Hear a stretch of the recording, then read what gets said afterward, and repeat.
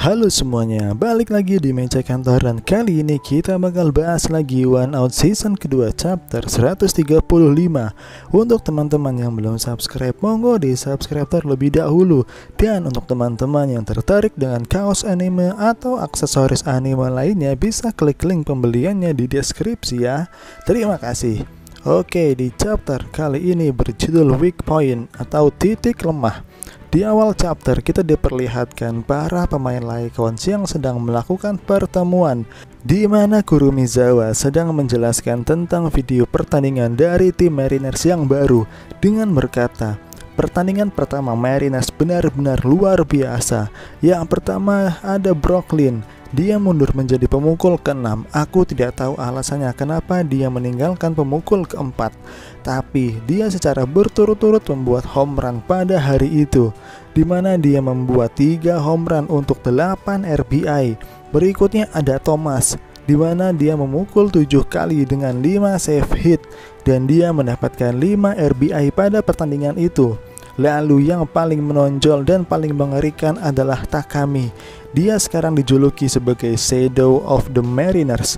Dia benar-benar mengerikan di hari itu dengan 7 kali memukul, mendapatkan 6 save hit, 2 home run dan 7 RBI. Dia benar-benar sangat sempurna. Lalu pemain yang baru dibeli juga tidak mau kalah. Yang pertama ada Amami. Dia menggeser Brooklyn dan menjadi pemukul ke-4.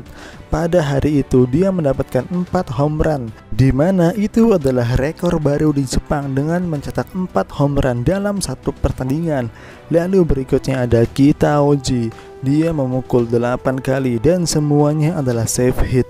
Dengan kata lain, dia memukul semua lemparan dari pitcher lawan. Pada akhirnya mereka mendapatkan 37 save hit dan 30 save hitnya dihasilkan dari 5 pitcher itu, di mana 5 pemukul dari Mariners itu masuk ke jajaran top 5 pemukul terbaik di Jepang sekarang. Urutan ke-6 baru ada Kojima dari Lycons. Mariners benar-benar mempunyai line up yang sangat mengerikan. Suasana pertemuan para pemain Lycons pun menjadi hening karena mereka merasa tidak punya harapan untuk mengalahkan Mariners. Lalu tiba-tiba Tokuchi memanggil Kurumizawa dan memintanya untuk memberikan remote TV-nya kepada Tokuchi. Setelah itu Tokuchi melihat kembali tayangan 5 pemukul Mariners itu. Lalu Tokuchi hanya tertawa kecil dan berkata dengan sombong, tim ini benar-benar sangat rapuh.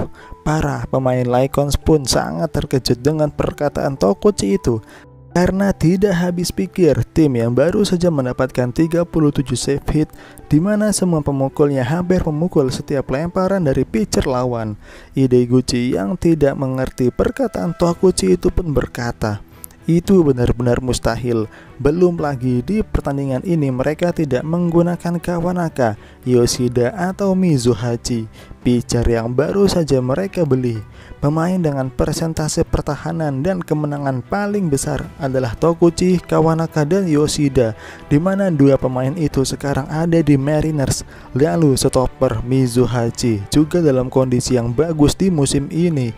Sejauh ini dia memiliki peringkat pertama dalam save point.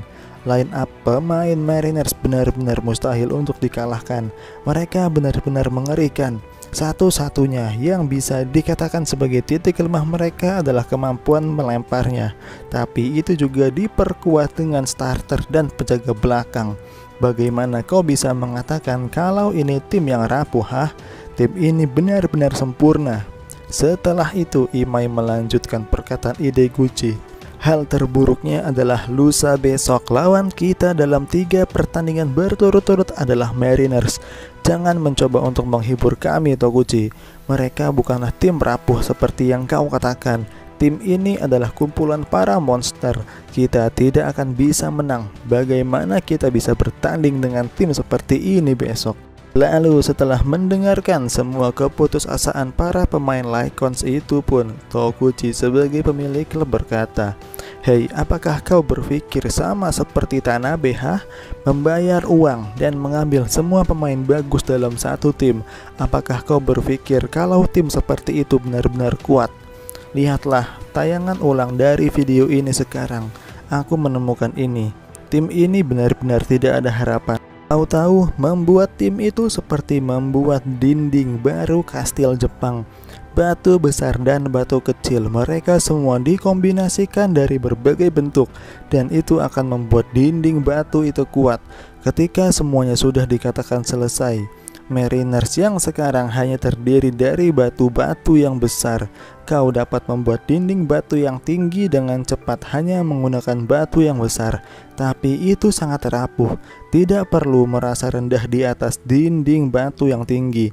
Orang yang menang terakhir bukanlah dia dengan dinding batu yang tinggi, tapi bahkan jika itu lemah, jika mempunyai dinding batu yang kokoh dan keras, dia akan menang.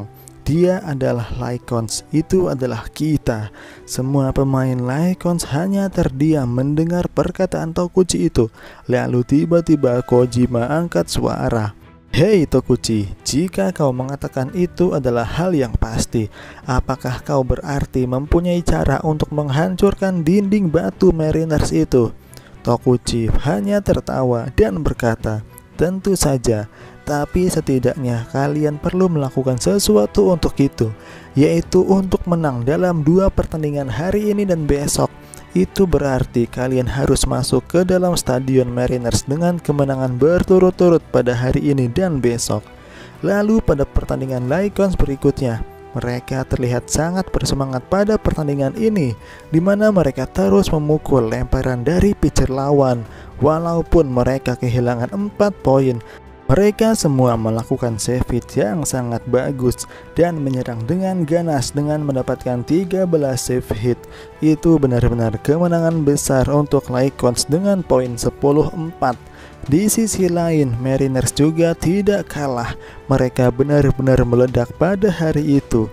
Mereka terus-terusan memukul dengan 23 save hit dan 5 home run, dan mereka pun mendapatkan kemenangan besar dengan skor 13-1. Saat ini Lycons dan Mariners lah yang memimpin liga. Mereka benar-benar dalam kondisi terbaiknya. Sedikit demi sedikit pertarungan mereka pun semakin dekat. Chapter 135 pun selesai. Dan inilah review dari One Out season kedua chapter 135. Untuk teman-teman yang belum subscribe, monggo di subscribe terlebih dahulu dan jangan lupa di like dan share videonya. Dan untuk teman-teman yang suka dengan kaos anime ataupun aksesoris anime lainnya, bisa klik link pembeliannya di deskripsi ya. Terima kasih sudah menonton.